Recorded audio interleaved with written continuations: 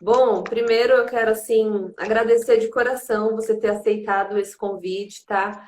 E agradecer também a Michelle já está por aqui. Foi a Michelle que fez essa ponte aqui entre o Mãe aos 40 e o Júlio, porque eu estava em busca de uma história e é muito difícil os homens se abrirem mesmo para contarem isso. Ainda é um grande tabu falar de infertilidade masculina. Tá muito ligado ainda com a ideia, né? Aquela ideia mais machista de que, se o homem é infértil, ele não é viril, ele não é tão macho. Então, foi muito difícil achar uma história e alguém que topasse aparecer aqui. Então, quero te agradecer duplamente e pedir para você se apresentar, contar um pouquinho o que que você faz, onde você mora, enfim, quem é o Júlio. Bom, primeiramente agradecer aí a oportunidade de estar participando. Realmente a Michelle foi a intermediária entre a gente. Eu conheci a Michelle já faz algum tempo. E o que a gente puder ajudar, principalmente com dar informações, que hoje a informação é tão escassa, que você falou, às vezes as pessoas, por dificuldade para poder buscar informações, ou por falta até de falar publicamente um problema desse, que às vezes é crítico, eu sei como que é. A falta para as pessoas procurar ajudar um pouco mais as outras. Bom, me chamo Júlio, Isso mesmo. tenho 42 anos, atualmente estou morando no Chile, trabalho na área de logística, já estou no Chile já fazem 8 anos, vim casado para cá e aqui nasceram nossas duas chileninhas, aí Eduardo e Nathalie. Bom, em resumo, é isso aí que a gente vai conversando. Uhum. Eu tô um pouco nervoso, né? Primeira vez que eu faço esse Fica tipo de live. tranquilo. Não, mas é Tá, normal, né? Mas fica tranquilo, é um bate-papo, não tem nada que, né, que seja diferente do que você vai me contar. Na verdade, você me contou um resumo pelo WhatsApp, né? Mas eu vou descobrir sua história aqui junto com você à medida que você for falando. Então, a primeira coisa que eu queria perguntar, né, entender na sua história, é se esse desejo de ser pai, se ele sempre foi presente na sua vida e se a partir do momento que você descobriu que tinha essa dificuldade, se ele se intensificou, porque às vezes eu percebo isso com as mulheres, tá? Então, às vezes assim, elas até queriam ser mães, mas assim, foi adiando, não era um projeto de vida, assim, nem nada, não tinha data para acontecer. E a partir do momento que chegou com 40 anos e viu que existe um limite ali, aí esse desejo ficou mais forte. Ou até mesmo quando elas passam por algum aborto espontâneo, aí esse desejo vem com tudo. Então, eu queria saber como que foi na sua vida. E aí você já pode ingressar aí na história e contar pra gente quando foi que você descobriu, né? Então, que você não poderia ser pai naturalmente. ok. Bom, eu sempre tive o sonho de ser pai. Desde adolescente, já entrando na fase adulta, a minha ideia sempre foi ter família. Ter, criar família, casar, ter filhos, viver, crescer, educar. Acho que sempre foi uma necessidade minha de formar uma família, uma vez que eu perdi meu pai muito cedo. Eu acho que isso fez com que eu pudesse ter a oportunidade de criar uma família que talvez não que eu não tivesse, porque minha mãe me deu tudo, não deixou faltar nada, mas acho que a presença de um pai e uma mãe ali em uma família faz muita diferença. Então eu sempre tive essa vontade de ser pai, sempre amei crianças, eu adorava ficar em festa de criança, fazendo brincadeira, compartilhando, acabava com as decorações da festa, ensinava as crianças a comer doce. Então era assim, eu gostava de me sentir como uma criança. Então acho que isso também fazia com que eu tivesse o sonho e o desejo de ser pai. E num, num, numa circunstância da vida, em um momento da vida, onde a gente eu acabei conhecendo uma pessoa, na época, um relacionamento, e a gente conversando sobre os sonhos, sobre o futuro, ela falou assim, por que você não faz o exame de espermograma? E na hora eu falei assim, para quê? Não, não tem necessidade para isso. E ela acabou até incentivando no sentido, não, para ver se a gente tem, principalmente tem questão de compatibilidade, para ver se não tem nenhum risco, tudo. Então, quando eu fui fazer o exame, foi mais a questão de, fazer por fazer. Não tinha ideia, eu não podia imaginar que isso poderia acontecer. Uhum. Eu me lembro que foi um dia, assim, bem, bem ruim, no sentido que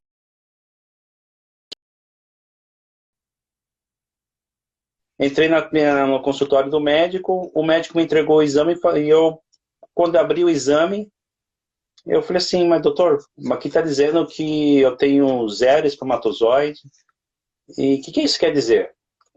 E ele foi bem seco, você é estéril. Aí eu falei Nossa, assim, tá aí, não, é que você não pode ter filhos. E assim foi, nossa, na a lata, consulta, assim. sem nenhuma explicação, sem nenhum é, meio campo para poder dizer, cuidado, é assim, ou explicar o que poderia acontecer, ou quais são... Não, simplesmente disse, não, você não pode ter pai e acabou, e a consulta durou 5 minutos. Nossa.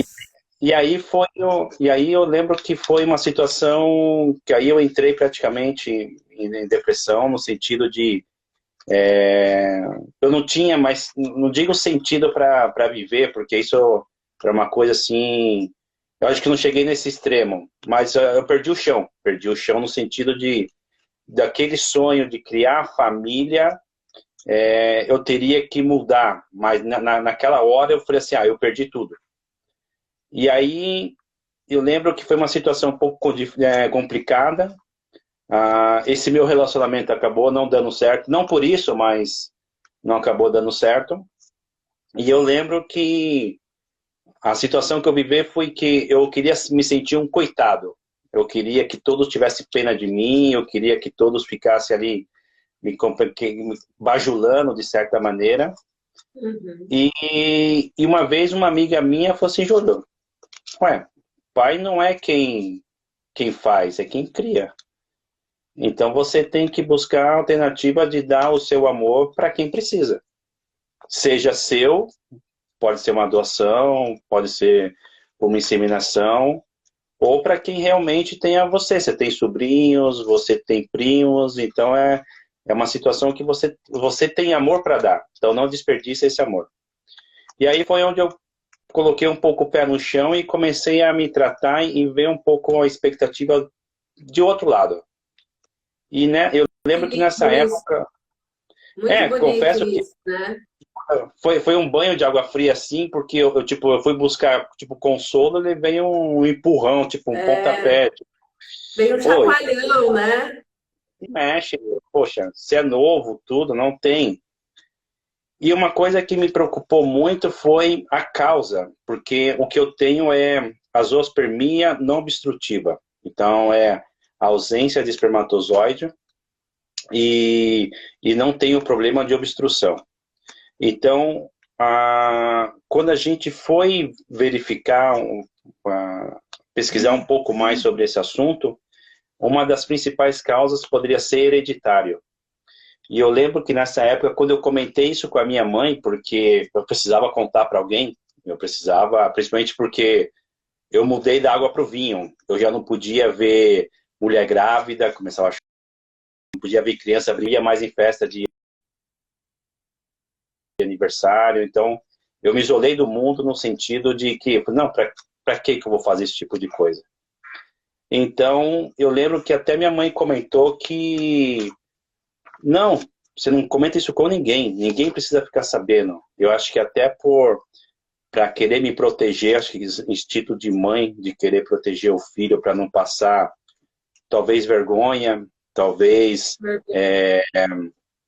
ser, até por estar morando no Chile, esqueço algumas palavras, de ser rechaçado, de ser ignorado, aí, rejeitado.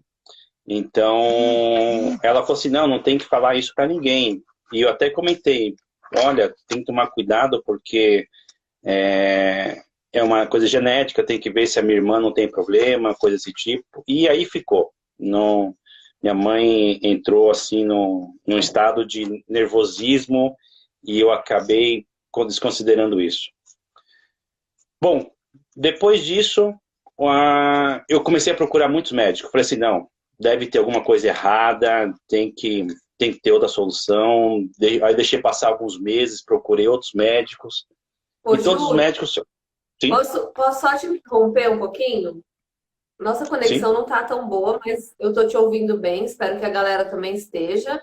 Mas é interessante falar do seu processo, porque é um processo que também acontece com as mulheres, ainda mais que a mulher é quem gera, e a gente tem essa ideia errada de que é muito natural, né, a gravidez acontecer. O mundo da infertilidade é um mundo assim meio que oculto, né? Só quem passa vive. Então, eu queria falar um pouquinho desses seus sentimentos, né? Porque primeiro você ficou muito triste, você teve aí basicamente uma depressão, você não podia falar desse assunto. Aí depois você entrou ali no papel de vítima, né? De querer ser abraçado por todo mundo. Isso é muito comum, porque a gente precisa de colo nesse momento, então é muito mais cômodo, né? Estar nesse lugar, mesmo que inconscientemente. Depois você tomou aquele chacoalhão, né? Que veio alguém e te disse: opa, peraí, você é muito novo ainda, tem muita vida pela frente. O que importa é que você tem amor para dar, não importa como esse filho vai vir. E aí isso te deu um start de: opa, peraí, não recebi aquele colo que eu queria, mas isso me levou a buscar ajuda, né? E eu quero só fazer isso, deixar isso registrado, gente, porque talvez você que está aí do outro lado também está com dificuldade e já tenha passado por esse ciclo, né? Então, é importante você reconhecer esse sentimento, em que momento você está, e saber que as coisas só vão mudar a partir do momento que você procurar ajuda, né? E que esse problema não é só seu, né? Sair desse lugar de por que comigo, né? De vítima, e ir para um lugar de, poxa, tá bom, aconteceu comigo, e agora? O que é que eu vou fazer com isso aqui, né? Então, só para nortear um pouquinho, porque é muito nítido, assim, conforme você foi contando, eu entender esses processos aí que foram acontecendo. E aí, então, você decidiu ir buscar ajuda. Aí, nesse sentido, eu comecei a pesquisar mais, tipo, não assim, eu falei assim, putz, a gente está no ano 2000, tanta evolução na medicina, tecnologia, alguma coisa tem que estar melhorando. E, infelizmente, alguns médicos que eu fui, eram médicos talvez não muito, não adquiriram tanto conhecimento, e então eu só me pedia espermograma e os resultados sempre eram o mesmo. E aí eu tive uma clínica que eu fui especializada, na época em Curitiba, eu morava em Curitiba nessa época, e o médico falou assim: Júlio, a sua causa, sim, é comum, tem muita gente que passa por isso, só que a única chance de fazer essa cirurgia, de identificar a causa, é fazendo uma cirurgia. E daí eu falei assim, putz, mas fazer uma cirurgia só para descobrir a causa não me soluciona o problema. Porque vou fazer uma cirurgia, vou ter que ficar em recuperação, e é uma cirurgia que ele falou assim, ó, você corre o risco de realmente ficar estéril de vez. Então eu falei assim, não vou me colocar em risco. Então eu acabei não fazendo essa cirurgia. Passaram-se muitos anos, tive alguns outros relacionamentos, e aí eu decidi sempre ser franco com as pessoas e falar assim, olha, se é um relacionamento sério, eu tenho esse problema, tudo, e nunca tive problema em relação a isso. Mas quando eu conheci minha atual esposa, aí a coisa mudou no sentido de que ela ficou interessada em saber qual era a causa do problema. Então ela foi a principal pessoa que fez tudo isso acontecer. Então ela pesquisou, ela buscou informações, tudo, e na época, a gente está falando o quê? 2000,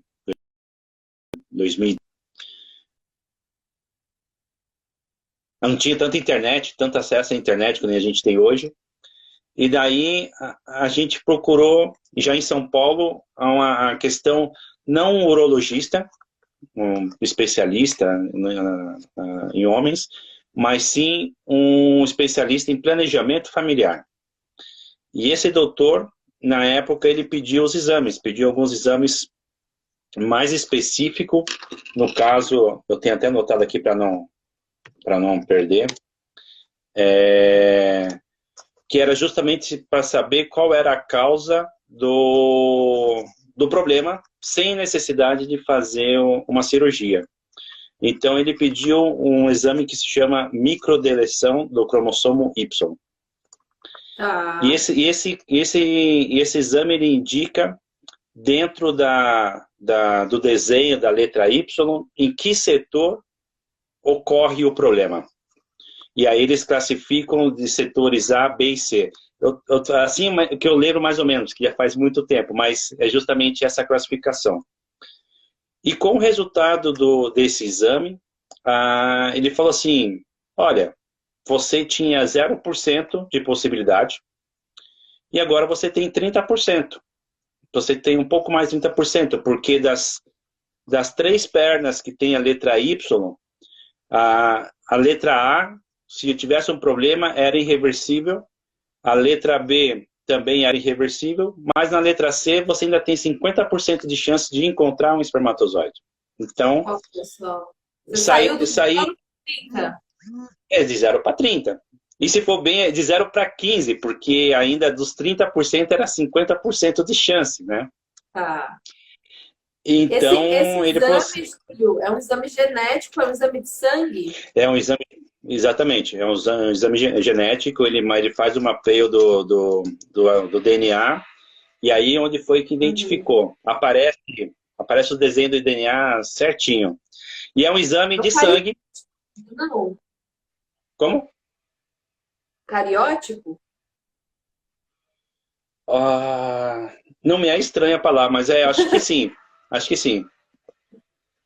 Tá. Então, aí ele comentou que nessa circunstância, o que pode acontecer é o seguinte, que encontrando... Sim? Você tem os 2 exames, cariótipo. A minha esposa está aqui do meu lado também, o cariótipo, sim. 3 também. Eu tenho, exatamente. 3 exames. Então, aí ele falou assim, ó, nessa circunstância, é possível, desde que seja feita uma cirurgia para fazer a coleta e aí fazer uma inseminação in vitro. Isso a gente está falando de 2010, eu não tenho aqui a data certinha. 2010, 2011. E aí foi onde a gente falou assim, opa, então agora já vamos mudar de panorama. O que a gente quer da vida? A gente quer realmente construir a família, a gente quer ter filhos. Então, aí a gente partiu para poder fazer o procedimento. E só que o procedimento é caro. O procedimento, né, de certa maneira, ele tem os seus custos altos, tudo. E a gente falou assim, então a gente tem que se planejar melhor. E pesquisando também tudo, e conversando com o médico, tudo, ele falou assim, tem uma clínica, tem um instituto no ABC em São Paulo, que trata desse tipo de problema, onde vocês fazem parte de um programa e arca somente com os custos dos medicamentos, os custos da preparação, porque aí minha esposa teria que fazer uma preparação de ovulação, e você teria que já entrar para a cirurgia. E na época a gente decidiu fazer, até porque eu tinha planejamento de fazer um intercâmbio fora do país, então eu sabia que eu ia ficar um tempo fora, e eu não gostaria de deixar ela grávida nessa situação. Então, claro, a gente planejou tudo isso, e quando a gente foi fazer o tratamento, ela fez a preparação, tudo, só que, infelizmente, eram 3 tipos de medicamento que ela tinha que tomar, e os médicos falaram assim, vamos começar com o mais fraco para ver se evolui, e senão a gente tem que ir avançando para os outros 2. E não deu certo a primeira tentativa. Não deu certo. Então a gente A gente parou, conversou um pouco mais, a gente gastou o preço dos medicamentos, então, assim, então a gente tem que se planejar um pouco melhor, porque os medicamentos vão ser um pouco mais caro, vai ter que fazer uma nova tentativa, então vamos se planejar. Uhum. E aí a gente chegou e falou assim, então vamos seguir. Já é um passo sem volta. E quando a gente estava decidido a fazer de novo o procedimento, eu recebi a proposta para vir para o Chile. E daí eu falei assim, vamos ter que adiar um pouco mais, porque era uma oportunidade de trabalho, uma oportunidade boa. Eu já com 30 e poucos anos, já era difícil recusar uma proposta dessa. Uhum. E lá, teoricamente, a gente pode seguir lá.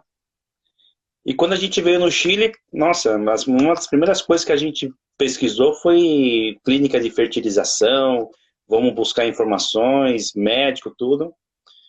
E aqui no Chile também é escasso esse tipo de informação. Aqui no Chile também é um país que ainda, na época, depois disso a gente já não procurou tanto, mas na época, em 2013, a gente já não encontrava tanta informação sobre isso. E a gente encontrou uma clínica e a gente mostrou os exames, a gente fez novos exames, tudo.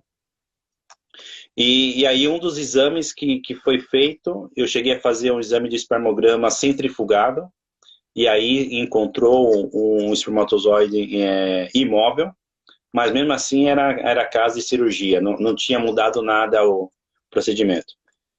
E o problema é que esse médico falou assim, não, a gente pode fazer o seguinte, o seu exame está tudo bem, você é novo, então o que eu sugiro para você é, vamos fazer o exame, encontrando o espermatozoide, a gente congela e aí faz a preparação da sua esposa.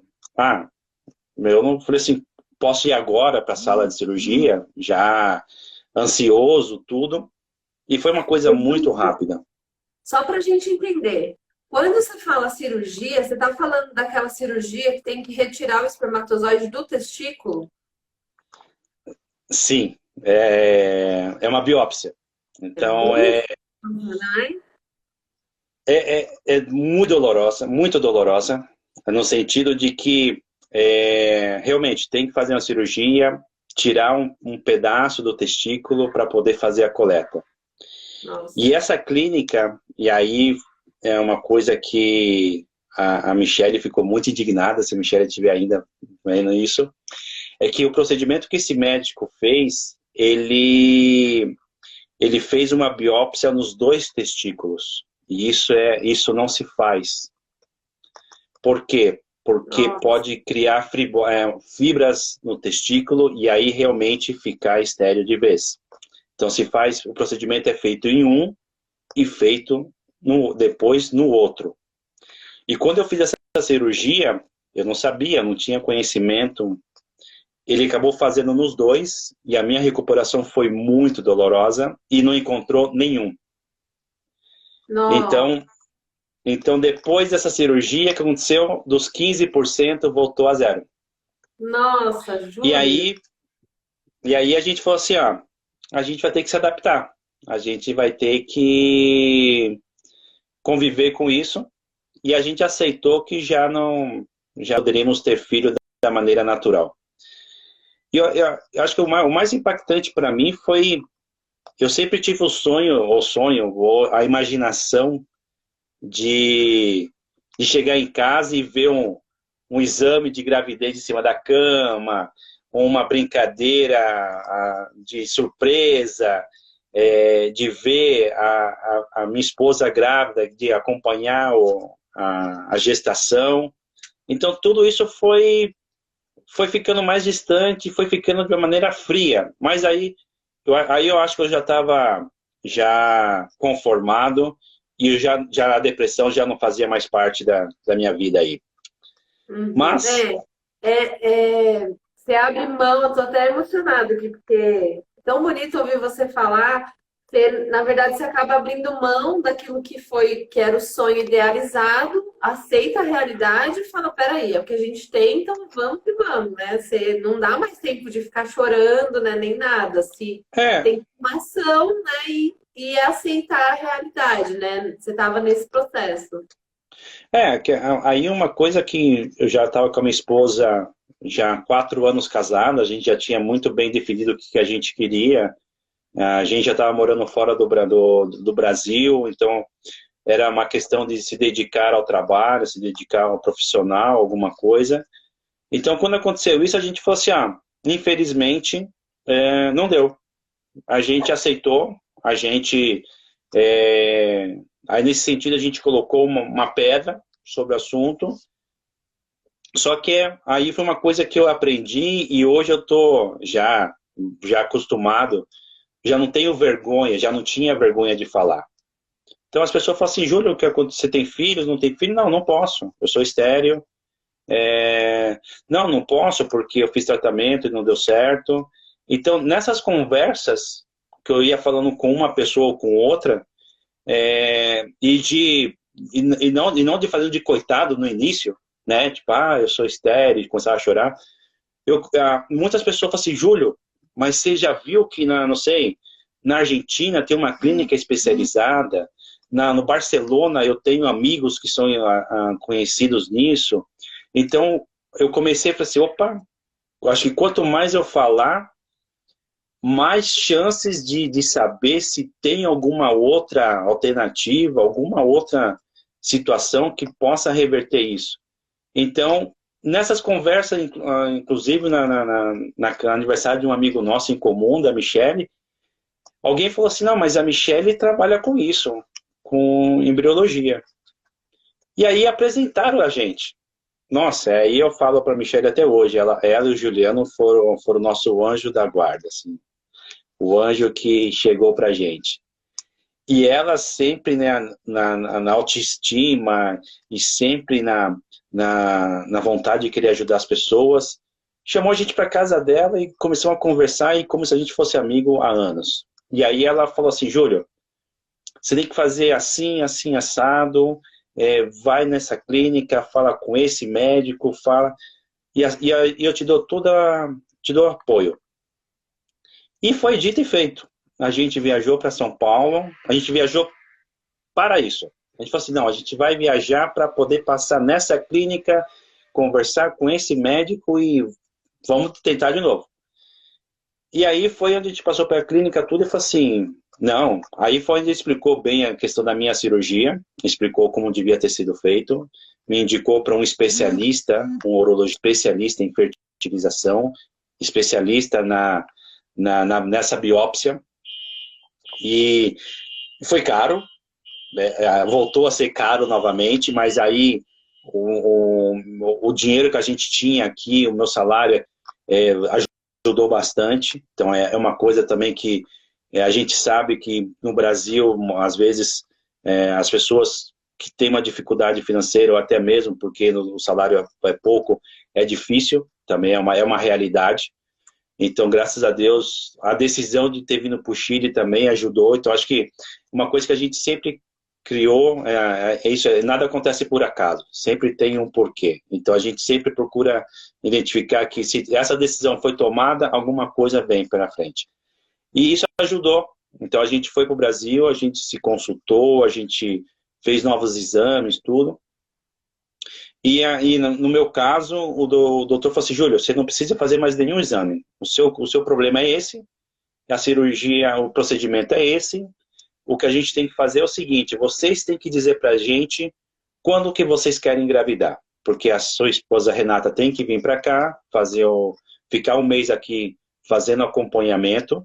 Ela tem que vir na clínica diariamente para estar recebendo as aplicações acho que é hormônio, não me acordo bem. Os indutores, né? Isso, para a gente ter o controle de ver como está evoluindo, a gente está medindo diariamente, porque o primeiro tratamento a gente estava fazendo em casa, eu aplicava nela. Então, nesse caso, todo dia ela ia para a clínica. E eu fiquei aqui no Chile só esperando uma ligação, tipo, venha para cá. venha para cá que é a sua vez. E eu lembro que na época eu trabalhava aqui no Chile, a questão de férias é um pouco diferente no Brasil. E eu falei pro meu chefe assim, eu falei assim, ó, a situação é essa, eu vou pro Brasil a qualquer momento, então eu tinha que deixar as coisas bem organizadas, não podia falhar, não podia acontecer nada de errado. E então a gente se planejou, a gente comprou passagem adiantada, a gente fez tudo certinho. E quando ela ligou, eu falei assim, ó, eu liguei pro meu chefe e falei assim, ó, vou ficar 30 dias no Brasil. Não, é impossível, você não pode. Eu falei assim, se quiser mandar embora, pode mandar embora, porque a decisão já foi tomada. Já não A tem causa é muito volta. nobre, Não, né? não é uma coisa que você, eu posso tirar férias. Eu falei assim, não, eu estou indo e eu trabalhei, tinha dias realmente para poder tirar, eu tinha férias acumuladas. Então eu falei assim, ó, eu tenho esse direito, minhas férias estão vencidas, então eu preciso. Não é uma coisa que, eu quero, não, eu preciso estar lá. Então, a minha esposa Renata me ligou no dia e eu já, a mala pronta, desembarquei em São Paulo, acho que 10 horas da noite, comi uma pizza para matar a saudade e no outro dia, 7 horas da manhã, eu já estava na mesa de cirurgia. Nossa. E, Então, né, você não congelou, vocês fizeram ao mesmo tempo. não, não, não, não, porque o que eles explicaram foi o seguinte, devido ao meu problema, poderia, era muito raro poder encontrar uma quantidade para poder congelar. Então ele falou assim, É. Júlia, é muito complicado. Então a gente tem que fazer já para poder. Você sai da mesa de cirurgia, entra ela para fazer a inseminação. Assim foi. Então por isso que tinha que estar bem Uau! sequinho. Nossa, Então, tinha que estar ali tudo alinhado, né? Não podia ser sim. tempo. E, e, a, Gente, e, a, que e a adrenalina, questão. né? Sim, adrenalina. E durante esse período que ela teve no Brasil, passou uma coisa que, assim, hoje a gente dá risada, mas é a realidade, a gente tem que falar também. Porque a gente não podia perder o tratamento, a gente não podia perder a chance. Então, havia um risco de não encontrar novamente nada. Então, não era certeza. Voltava os 15% que eu tinha antes e poderia não encontrar. E eles falam assim, Júlio, Renata, vocês têm que tomar uma decisão seguinte. Se vocês querem ou não receber um sêmen doado. Sim, porque Para ela já você estava não, preparada, né? sim, para não perder todo o procedimento, para não perder todo o acompanhamento, o tratamento. E a gente parou, conversou e conversou, e a gente falou assim, se a situação é não ter da minha parte, eu aceito, não tem problema. E aí, nesse caso, a gente teria que buscar um banco de sêmen e que nem, não sei, um jogo de videogame que você fica montando o personagem, aparece todos os doadores e todas as características, altura, cor de olhos, cor de pele, etnia, religião, fumante, pratica esporte. E nesse caso foi, acho que até um pouco cômico, porque, putz, como é que eu quero? Como é que a gente vai escolher o doador dos meus filhos, das minhas filhas? E aí vem a parte psicológica também, tipo, eu aceitaria? Como seria depois dessa Reação. decisão de chegar e falar, saber que não é minha filha, o meu filho disso? E aí a gente tomou a decisão de reunir toda a família e falar, a gente vai fazer esse tratamento e corre o risco de eu não ser o pai geneticamente falando, pode ser de outra pessoa. E a gente foi assim, eu fui, aí nesse sentido eu sou muito frio e às vezes muito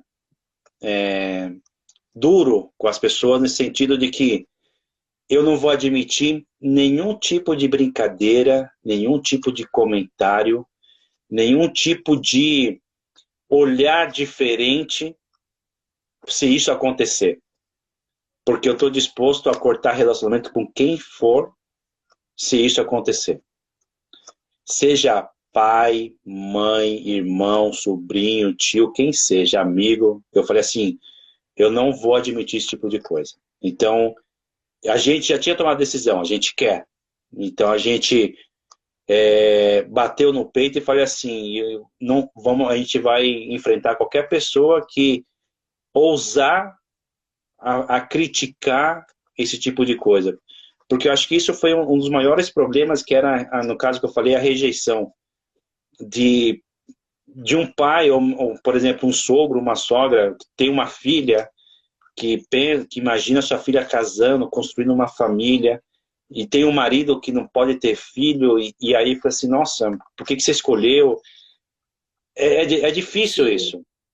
Mas nessa época a gente estava já bem centrado. Sim? Mas é interessante, porque essa atitude foi muito corajosa, né? Porque você poderia simplesmente não falar, né? Muitas pessoas, tanto de óvulos doados quanto de sêmen doado, elas nunca falam. Só quem sabe que aquele procedimento foi feito é ela, o marido, né? Ou a esposa e o médico. Nem a criança sabe. Isso é uma escolha individual, né? A gente não está aqui para julgar. Mas você poderia simplesmente não ter tocado nesse assunto, né? E ter saído de lá com o seu filho, independentemente de ser seu ou não, o material, né, genético. Mas você não, você decidiu abrir o assunto e parece que para você era importante isso, né? Como que foi essa decisão, né? De abrir isso para todo mundo e falar, vai ser assim? É que a gente pensou no seguinte, se um dia acontecer qualquer coisa com a gente não sabe onde a gente vai estar, infelizmente, Deus me livre que isso aconteça, de que elas precisam de um doador de sangue, de um doador de uma medula, e a gente, teoricamente, os pais são os primeiros. E a gente pensou nisso no futuro, que se pudesse acontecer, as pessoas já estarem preparadas, já sabendo disso. Acho que não é questão de esconder ou de expor. A gente pensou nelas, na proteção delas. Era na questão de, se um dia alguma emergência acontecesse, a família já sabia o que era a verdade, e não, nossa, não é o filho do Júlio? Como? E criar, de certa maneira, uma dúvida em relação à fidelidade da Renata. Nunca queria passar esse tipo de coisa. É dizer, nasceu com os olhos negros ou com os olhos claros, que não é do Júlio. Ué, por quê? Ele não parece com o Júlio. Então, isso também é um outro tipo de rejeição que muitos pais vivem. Então, a gente falou assim, não, a gente não tem nada que esconder. A gente é essa situação. Então, é filho da Renata, eu não sou pai genético, mas é essa situação. Então, a gente estava preparado para isso. A gente conversou muito. Então, a gente falou com essas palavras, a gente não gostaria que ninguém tivesse qualquer tipo de rejeição a nossos filhos, porque vai ser parente, vai ser família de vocês. E a gente, graças a Deus, teve apoio de todos. Que bom, que bom. E nessa... Que corajoso da parte de vocês também. Entender a motivação, né? Porque foi por amor, foi pensando, não, mas se acontecer algo, primeiro vai quebrar um elo de confiança familiar, né? Vai poder dificultar um tratamento, vai poder dar algum problema por algo que a gente omitiu, né? Então, assumir isso, né? Essa autorresponsabilidade nessa etapa também é muito corajoso, né? E que bom que vocês tiveram apoio, né? Sim. Graças a Deus a família foi muito... E me conta, como é que foi lá no dia? Porque, né, apesar de estar preparado para não dar certo e tal, tem uma esperança ali envolvida, né? Você não quer se iludir, digamos assim, né? De acreditar que vai dar tudo certo, mas ao mesmo tempo você tem uma pontinha ali de esperança, né? Nessa situação, até na questão da doação do, do doador, a gente teve que tomar decisão. Então, a gente teve que eleger, a clínica fala, vocês têm que escolher 3 opções. Então, você tem que... Então, eu falei assim, aí na parte cômica era isso, tipo, o que eu quero? Eu quero que a pessoa apareça comigo? 1,80 m, olhos verdes, pele clara, não fuma.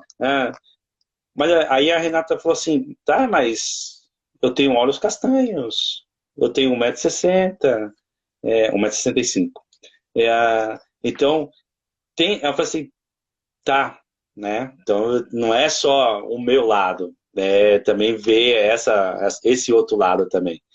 E aí a gente chegou em 3 e falou assim, ó, é esse.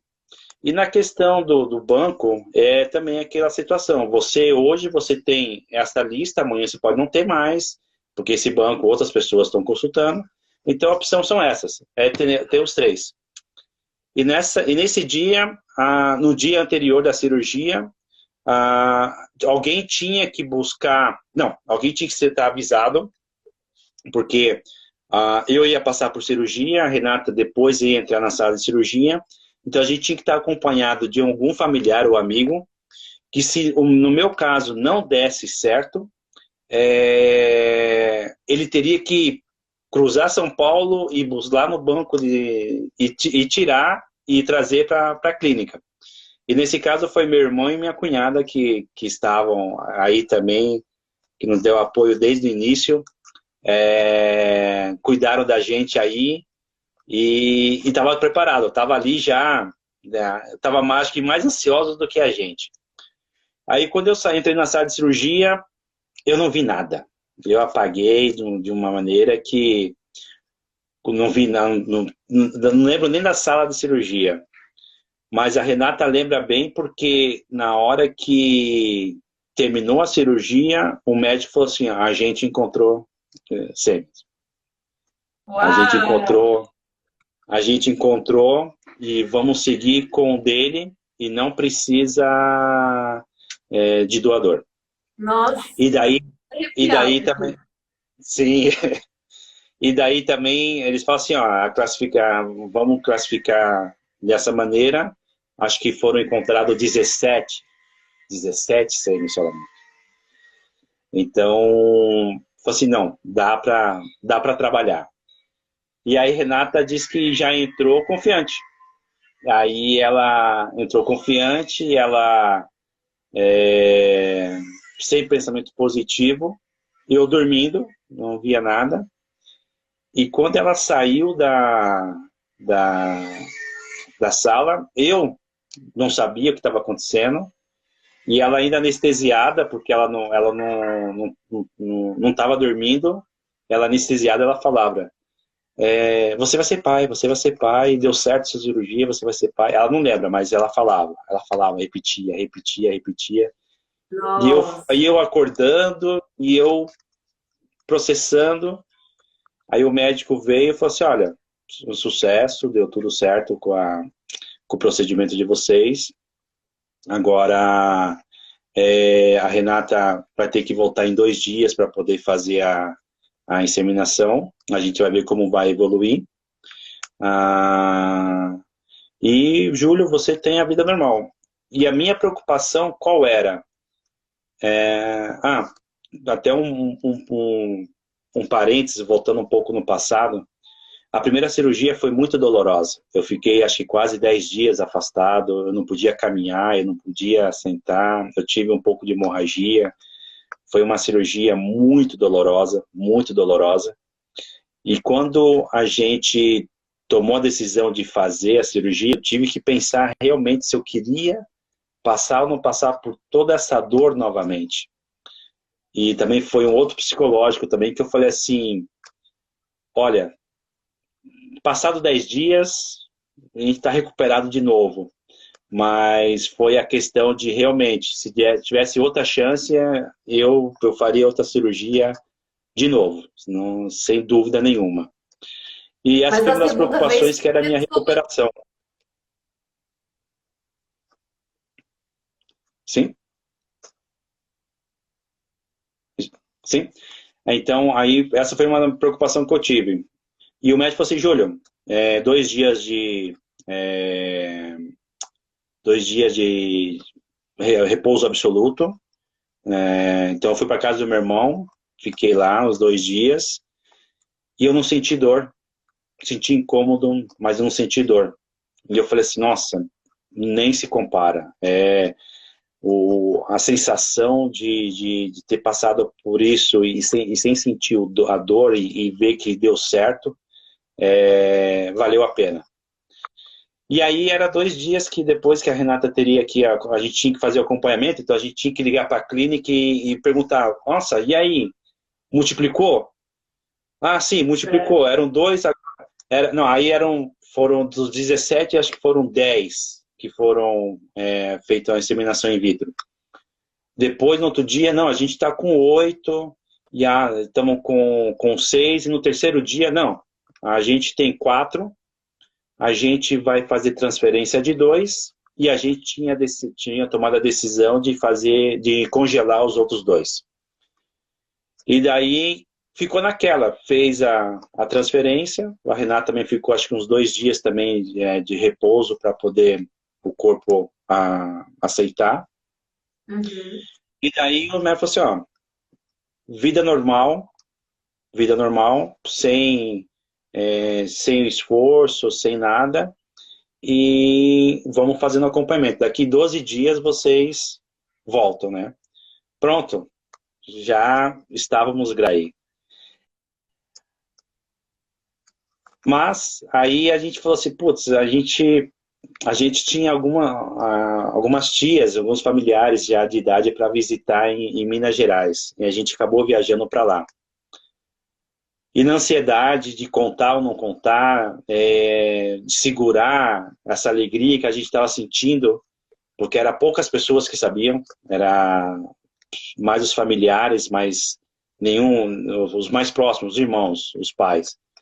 Mas os tios, as tias, os primos, ninguém sabia. E daí, no último dia que a gente estava em Minas Gerais, era no 11º dia, então faltava mais um dia só para poder fazer o exame e ter a certeza.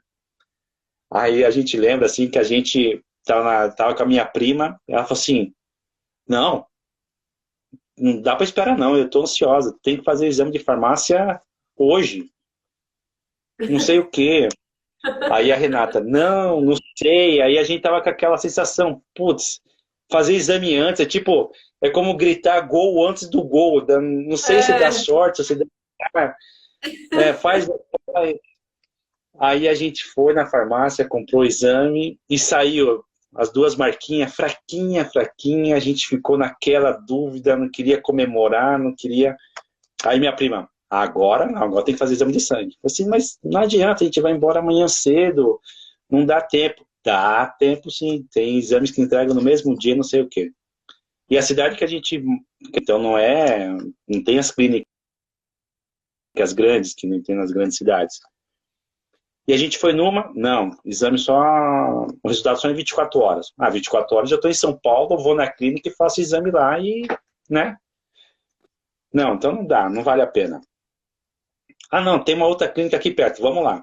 Aí a gente foi, já era umas 5 horas da tarde, já o consultório, a clínica querendo fechar. Gente. Aí tinha... a menina falou assim, a gente faz a coleta hoje, mas entrega o exame amanhã. Não tem como. Eu falei assim, putz, então a gente vai ter que pegar exame pela internet, né? Vai ter que mandar porque a gente já tá na estrada, a gente tinha que voltar. Aí nisso... Cidade pequena, né? Todo mundo conhece todo mundo. Um dos médicos era vizinho dessa minha prima. Mas vizinho de portão. Nossa. Aí ele falou assim, não se preocupa, o resultado sai hoje. Não, eu pago hora extra para a menina aqui, a menina faz o exame, faz certinho, e sai o exame, sai o resultado hoje. Aí a gente foi para casa. Na casa da minha prima, tudo. E daqui a pouco tocou a campainha, era o próprio médico que foi entregar o exame. Ele não quis postar, não quis mandar e-mail, mensagem, nada. Ele foi levar o exame Ele foi e pessoalmente. foi pessoalmente. E daí, a hora que a gente viu o resultado, e aí tinha que ia se multiplicando, a lei da multiplicação. Já tinha passado 10 dias, já não lembro quanto que era, que tinha que estar crescendo. E uma das primeiras pessoas que a gente falou foi com a Michelle. A gente passou, ligou para a Michelle, falou com, não lembro, não tinha, acho que tinha WhatsApp na época, não lembro. A gente ligou para a Michelle e tudo, e falou assim, o resultado deu esse, ela, é gêmeos. É, as duas. É as duas, e é gêmeos, é gêmeos, é gêmeos. Não, E o que era para ser o último dia de visita aos familiares virou numa festa, porque ela falou assim, não dá para deixar a família do interior sem saber. A gente voltou para casa das tias com o resultado, com os exames, tudo, nossa, e aí foi. E foi isso, que assim, na alegria, questão da... né? Ô, Aí, Júlio, e só cortando um pouquinho, e muito especial, né? Porque vocês têm história para contar até da entrega do positivo, né? Que você sonhava tanto com esse momento, e olha como foi especial esse momento, né? foi por isso, que nem eu falei, acho que nada acontece diferente, só acontece de maneiras diferentes. Nada acontece por acaso, mas acontece de maneiras diferentes, a gente se adapta. A sensação, acho que não foi melhor do que um exame em cima da cama, ou uma situação. A gente se preparou, a gente não foi surpresa, mas o simples fato da maneira que foi concebido, a gente estava consciente do que a gente queria.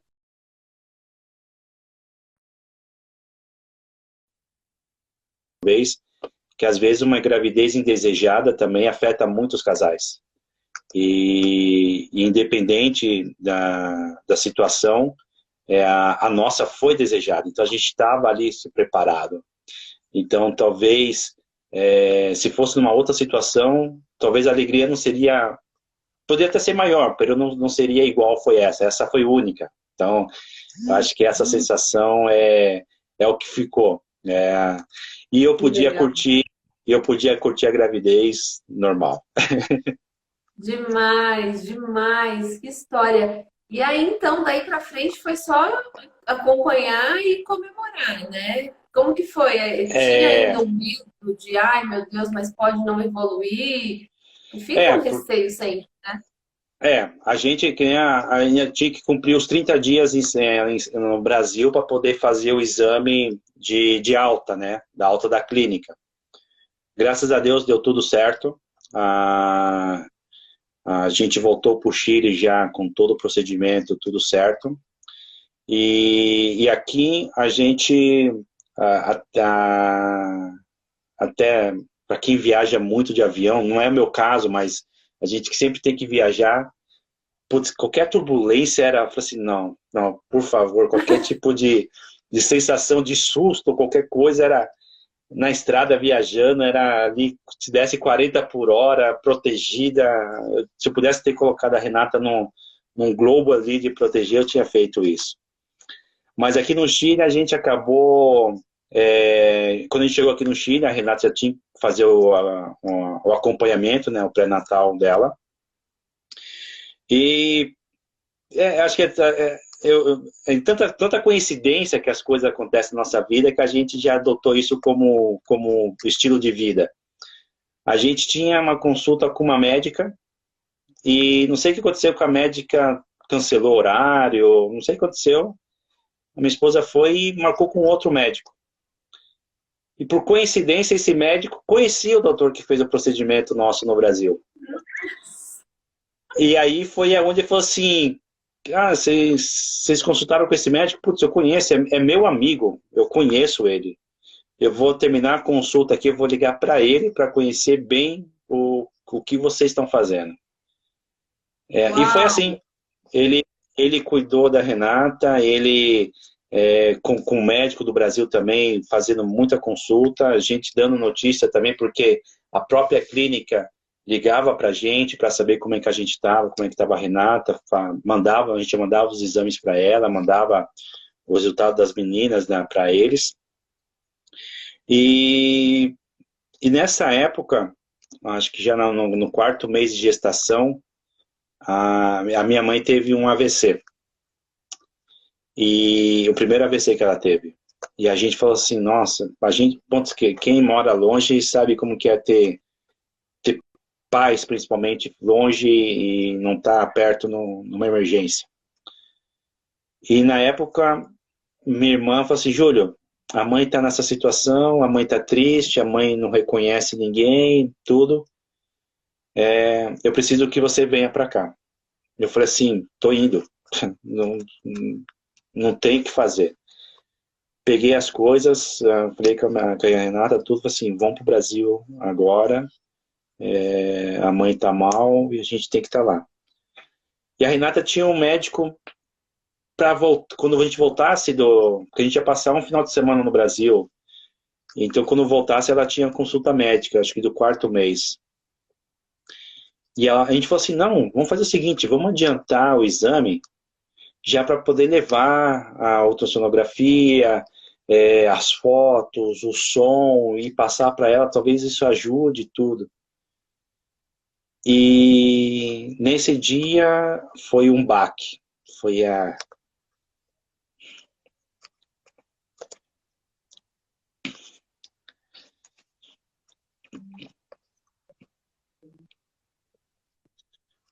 o médico que fez o exame da Renata perguntou: você teve contração forte? Alguma coisa? Eu falei assim, não. Você fez esforço? Você fez... Não, a gente fez nada. A única coisa que a gente fez, a gente no final de semana, a gente foi comprar roupinha pro bebê, tudo, comprar algumas coisas, a gente foi bem enxoval. A gente andou um pouco, a gente andou um pouquinho mais, mas nada. Ele falou assim, não, porque você acho que tá com dilatação, o seu colo do útero tá curto e você não pode sair daqui. Nossa. Aí eu falei, mas doutor, não, a gente tem viagem para daqui 2 dias, tudo. Eu falei assim, não, você não está entendendo. Ela não pode sair da clínica.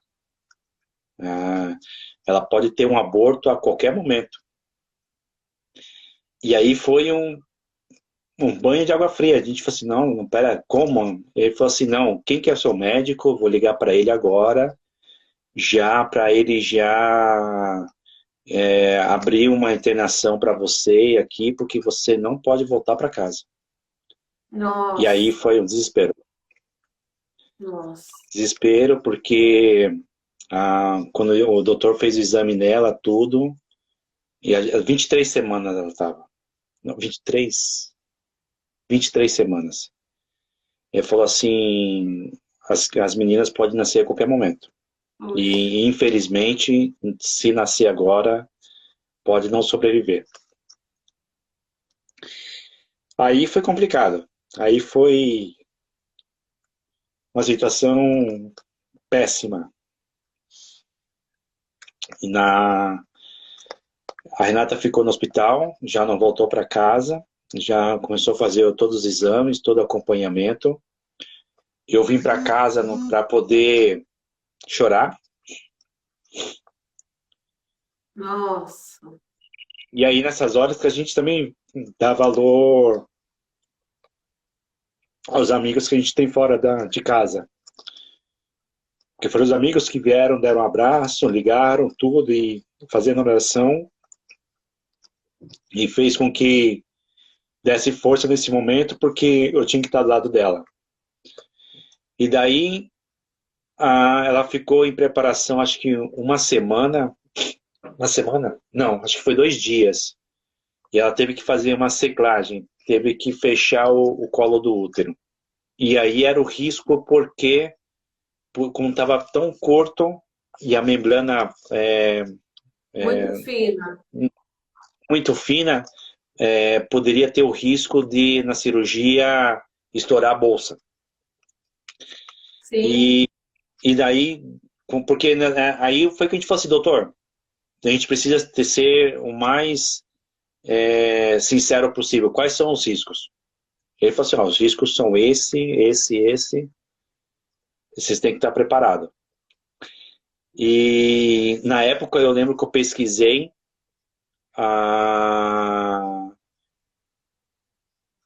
acho que era 1% de chances de uma criança sobreviver Nossa. com 23 semanas.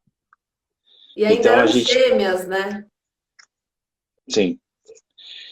E aí, bom, era rezar tudo. E eu lembro que nessa semana ela ficou no hospital e eu me mudei para o hospital.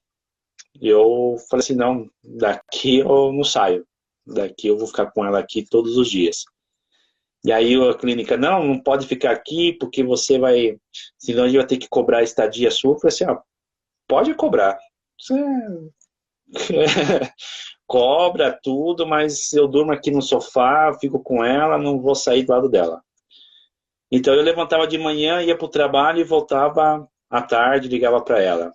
E aí depois da a cirurgia, a Michelle sempre ali com a gente também, foi na clínica, os amigos daqui sempre fazendo visita pra gente, acompanhando durante a cirurgia. E graças a Deus deu tudo certo. Deu tudo certo. Uau! E Passou, ela acho foi. que. E a Renata, então, ficou de repouso absoluto até as bebês nascerem? De quanto tempo Então, elas nasceram? aí, aí tem só um parênteses antes, porque quando ela teve alta, aí ela teria que voltar 15 dias depois para poder fazer o novo exame, para ver tudo certo. E um dos pontos soltou. Ai, E meu ela Deus. teve que passar de novo pela cirurgia. Ela fez 2 vezes a cerclagem? Ela fez 2 vezes. Meu E, Deus. e, e daí o médico falou assim, nossa, é arriscado de novo.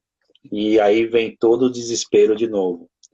E tava eu lá na clínica também. Falei assim, não, já conhecia todos os médicos, enfermeira já pelo nome e tudo, porque eu era um hóspede já do hospital. E deu certo. Deu certo também, foi tudo bem. E o médico falou assim, olha, repouso absoluto para nada, nada, nada, nada, nada, nada, nada. E aí foi que eu pensei, falei assim, putz, que eu vou fazer agora? Eu preciso trabalhar, ela tem que ficar em casa. E daí eu falei com o meu chefe, na época eu falei assim, olha, eu vou precisar ter um pouco mais de flexibilidade no meu horário de trabalho, porque eu preciso cuidar da minha esposa por causa disso, disso, disso.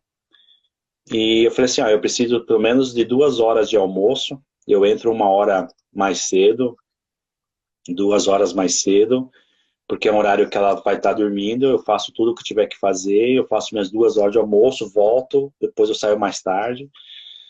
Mas aí eu comecei, aí eu cuidava das três, porque aí eu tinha que fazer, sair, deixar o café da manhã já preparado do lado dela, que ela não podia levantar. Então eu acompanhava ela no banho, dava banho nela, voltava, fazia almoço, eu comprava almoço. À noite, aí tinha que lavar, passar não, mas cozinhar, limpar a casa, tudo isso. Então tinha esse cuidado. E ela ficou deitada o restante da gravidez inteira. Aí o que a gente fez, a gente alugou uma cadeira de rodas para poder dar uma volta no condomínio onde a gente morava, para poder sair. E a gente dava uma volta no bairro também, porque com cadeira de rodas. E daí foi uma das primeiras discussões que eu tive com o meu antigo chefe também, o mesmo que eu pedi as férias, o mesmo que eu pedi a flexibilização da hora. Porque teve um dia que ele chegou e falou assim, eu precisava sair para comprar roupa, porque uma amiga minha me ligou e falou assim, Júlio, você já comprou o enxoval das meninas? Eu falei assim, não. Mas vocês compraram alguma coisa? Não. Ela falou assim, Júlio, as suas filhas estão para nascer a qualquer momento. Você tem que ter alguma coisa para poder... Olha, vamos sábado comprar as coisas, eu vou com você e a gente pesquisa, não sei o quê. Eu, tá, né? A Renata não podia sair, lá fui eu para fazer as compras, né? E nesse dia eu lembro que o meu chefe também me ameaçou, não digo que ameaçou, mas falou assim, mas você vai sair, ó? para fazer isso? Eu falei assim, vou, porque eu preciso, né? Não, mas eu preciso de você aqui. Eu falei assim, tá, mas tá tudo certo, eu não preciso, você não precisa de mim agora, eu preciso de 2 horas para ir lá comprar as coisas e voltar, eu volto. Não, não sei o quê, porque você tá se desesperando, não sei o quê. Eu falei assim, você tem noção do que você tá falando? Aí eu tive que ser um pouco mais rígido, assim. Assim, nossa, a minha esposa passou por isso, ela tá hospital, ela tá de repouso, minhas filhas podem nascer a qualquer momento, e você tá me recusando 2 horas que eu tenho direito? Não, não porque você, não sei se está dizendo, eu não lembro a palavra que foi, eu falei assim, olha,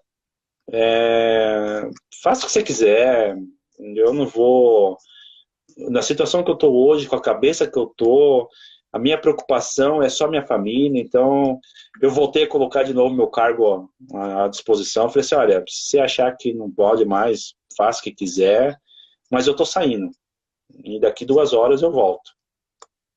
Mas nessa hora eu falei assim, putz, não tive a consideração, né, nesse momento. Então eu falei assim, putz, eu vou correr o risco de ser mandado embora, mas porque a discussão foi um pouco forte. Então eu falei assim, vai ser um problema. Conversei com a Renata, tudo. Não aconteceu, graças a Deus, mas Que a gente bom. saiu para fazer essa compra. E, e aí foi. Aí eu, E só um parêntese também, que vocês estavam em outro país, né? Então não tinha uma rede de apoio, não tinha ninguém que pudesse ajudar, porque se isso fosse, né, perto da casa dos seus pais ou dos pais dela, vocês estariam tranquilos, né? Teria alguém ajudando no dia a dia, já teria alguém que teria ido lá fazer essa é, compra, mas vocês se seguraram ali meio que sozinhos, né? sim, durante os dias, sim. Durante o dia era só nós dois, porque os amigos que a gente tem trabalham, tem a vida deles, tem tudo. É, o custo de vida aqui no Chile é caro no sentido de assistência médica, então ela passou por 2 cirurgias, foi um valor alto, então eu não tinha condições de pagar alguém para poder ficar com ela. E aí foi que a gente falou assim, eu posso vir, eu posso vir e cuido de você e tudo. E os amigos que fazia se reunir com ela em casa. Então, final de semana a gente ia para lá, colocava o sofá-cama lá no quintal, ela ia, ficava lá no meio da gente deitada, o pessoal tudo em volta dela, paparicando, levando comidinha, tudo assim. Então, essa é a amizade, essa é a família que a gente tem aqui, que nesse momento deu apoio, teve presente assim com a gente. E até na hora de fazer o chá de bebê dela, os amigos se reuniram, fizeram tudo para ela, e ela chegando de cadeira de roda e tudo lá preparado. As pessoas com tanto carinho, com tanto amor que fizeram as coisas para a gente, foi tudo certinho aí. E assim foi até, e a gente ali rezando a cada semana. A cada dia era uma comemoração, era um dia novo, era um dia da Eduarda e a Nathalie, então a gente rezava, a gente agradecia. Foram 23 semanas nessa situação, não, foram 13 semanas, que foi até a semana 36 que elas nasceram.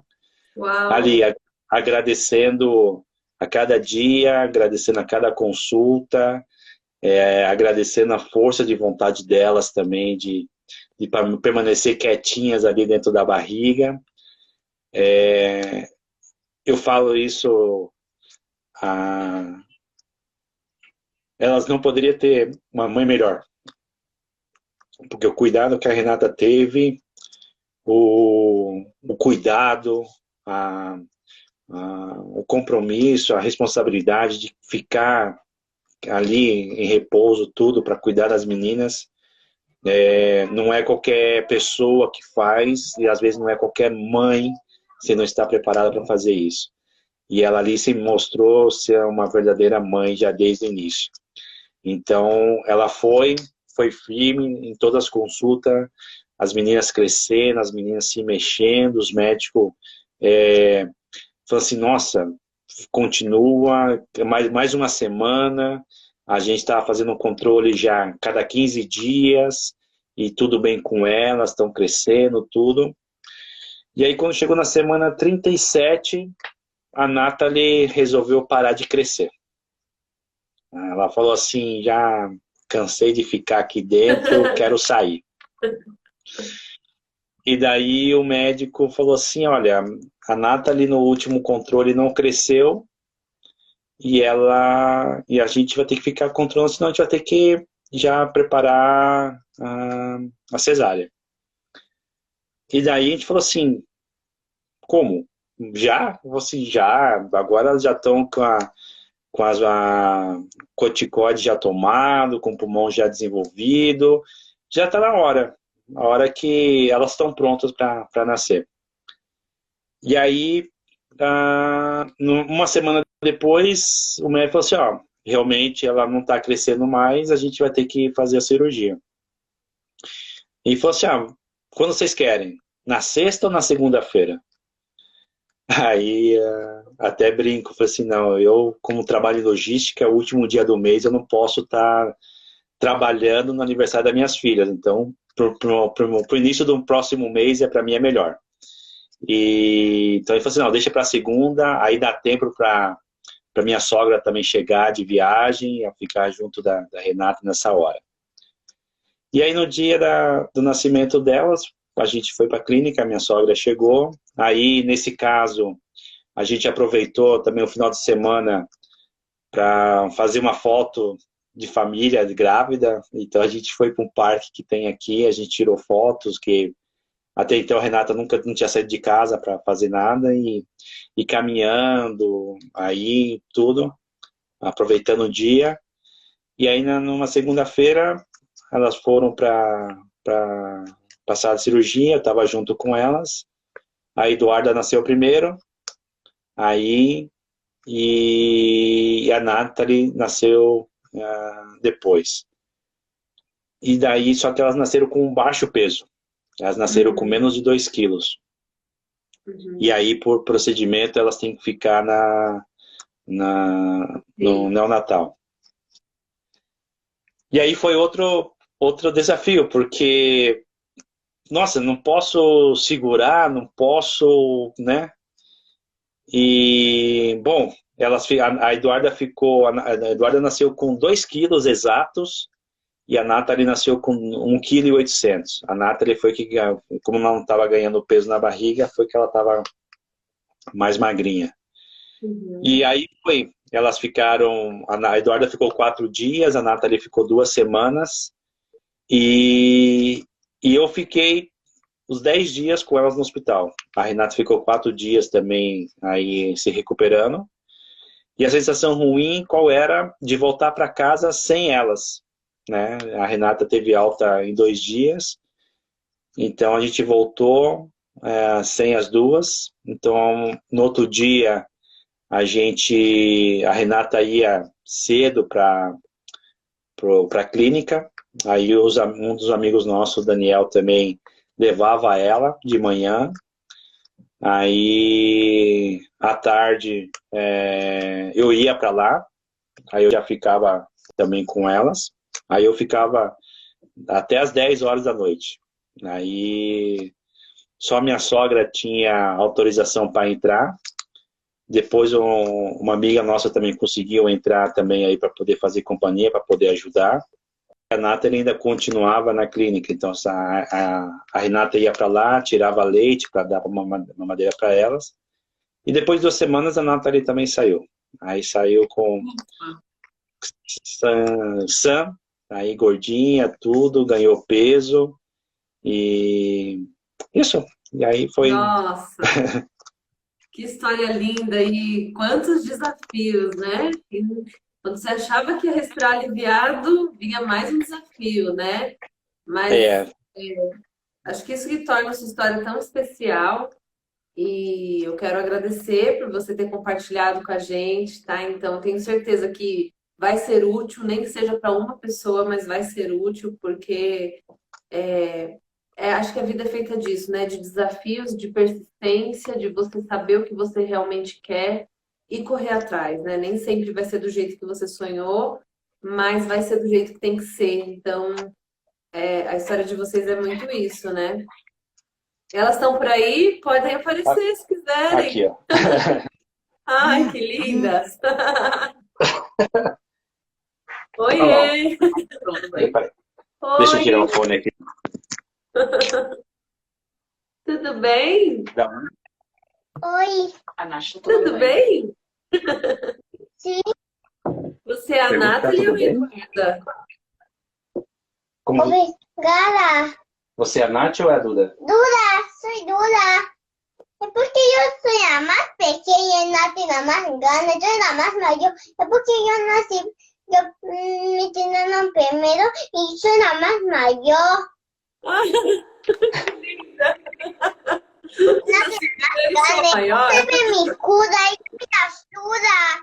Yo siempre la sigo yo voy a ser muy rápida con mano para no de mi pita de pita, así nada. Júlio, já podemos fazer uma live só com ela. A desenvoltura da menina. Eu falo que ela... Essa é a artista. Y soy artista. Essa aqui é uma artista. Ela gosta de falar. Sí. A Nath tá no banho. Ai, que linda. Natita Ferrara. Y soy Ferrara. Fala oi. Sí, pasamos la actividad de los dinosaurios. El mío se llama Paquicefalosaurio. Y el mío Pterodáctilo. Y el mío Pterodáctilo. Ah, ¡Qué bola! ¡Es un juguete! Y un dinosaurio y actividad Tá. y juguete. E qual que é o seu nome? E Natalie. quantos anos você tem? 4. Ah, Yo también tengo Quatro? mamá. você também tem. Então tá. Então dá tchau. Então, pra Uau! Duda. Ó, tchau! Adorei conhecer vocês. Família linda, que espertos, né? Que história mais maravilhosa. Obrigada, Júlio. Obrigada, Renata. Nathalie, Eduarda, coisas mais lindas. Que riquezas, viu? Estou muito feliz por poder contar essa Não. história. E deixa suas palavras finais para a gente encerrar. A live vai ficar salva, tá? Quem está perguntando. Tá. Aline, eu que agradeço. Eu acho que é um problema, é uma doença. Eu acho que esse tema tem que ser tratado. Quanto mais pessoas tiverem informação, eu acho que pode ajudar muitas famílias. Eu não tenho um problema mais de falar sobre isso. Eu acho que isso me ajudou a amadurecer mais como pessoa. Então, hoje eu falo com o intuito de despertar interesse em alguém para poder buscar mais informação, para poder dar, nem que seja para indicar com quem tem que falar, o que tem que buscar. Então, assim, hoje o que eu puder fazer para as pessoas, nesse sentido, o que eu posso fazer, eu faço. A Renata, quando pode ver alguma coisa perguntando, ela também responde. Então a gente fala assim, o que a gente passou, e graças a Deus a gente quer que as outras pessoas também tenham a mesma sensação, a mesma alegria. Então, o que precisar, conta com a gente. Obrigado por essa oportunidade. Eu acho que eu fiquei tão envergonhado como eu pensei que ia ficar. E foi um prazer. Foi um prazer e bom trabalho que você está fazendo. Parabéns. Imagina, eu que te agradeço imensamente, viu? Foi muito bom mesmo. Eu tenho certeza que vai ajudar pessoas e é por isso que a gente está aqui, né? Para mostrar que as pessoas não estão sozinhas, que pode ter muitos desafios, mas se você estiver decidido a lutar, né, pelo seu sonho, vai em frente porque vai dar certo, né? Então acho que é isso que fica. E um beijo enorme do coração de vocês, essa família tão bonita, viu? E muito obrigada mesmo. E até mais. Tá todo mundo chorando aqui, emocionado, as pessoas que estão chorando um monte. E é isso, né? No fim das contas, que bom que a internet permite que a gente se conecte dessa forma para que essa Sim. rede se fortaleça. E, gente, acreditem, vocês não estão sozinhas, tá? Todos passam por dificuldades e é importante sair desse lugar do porquê comigo e agir realmente, né, como o Júlio agiu. Um beijo para vocês, gente. Até mais, viu? Tchau, Obrigada. tchau. Obrigada, Renata. Obrigada, Michele. Um beijo. Tchau, tchau.